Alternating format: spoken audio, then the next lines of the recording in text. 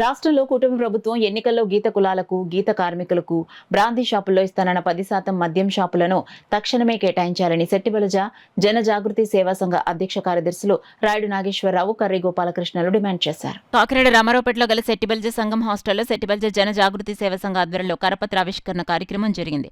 ఈ సందర్భంగా అధ్యక్షులు రాయుడు నాగేశ్వరరావు కరపత్రాలు ఆవిష్కరించారు.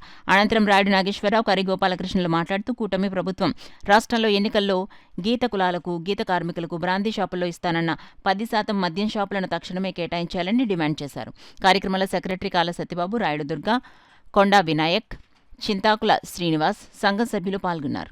సార వ్యాపారం లేదు, ఉపాధి లేదు గ్రామాల్లో.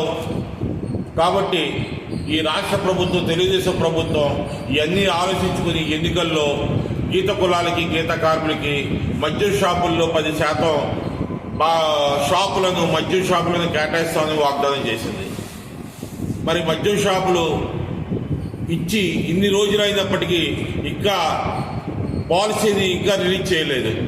కాబట్టి కొల్లు రవీంద్ర గారు చెప్పినట్టు, సీఎం గారు చెప్పినట్టు మాకు గీత కార్మికులకి, గీత కులాలకి పాలసీని డిక్లేర్ చేసి మాకు ఈ మద్యం షాపుల్లో 10% రిజర్వేషన్ని అమలు చేయవలసిందిగా ఈ ప్రభుత్వాన్ని కోరుతున్నాం.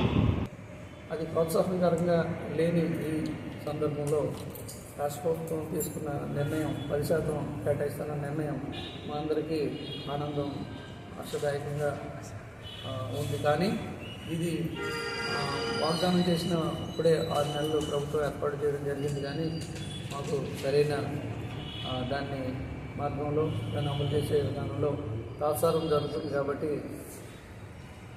రాబోయే సంక్రాంతి పండుగ వస్తుంది. కాబట్టి మా అందరినీ ఆనందంలో ఉంచే ప్రక్రియగా ఈ సంక్రాంతిలోపు మాకు మా గీత కులాలకు, కార్మికులకు ఒక మంచి వార్తగా ఇది అమలు చేసే విధానంలో అమలు చేయాలని చెప్పి మేమందరం కోరుకుంటున్నాము.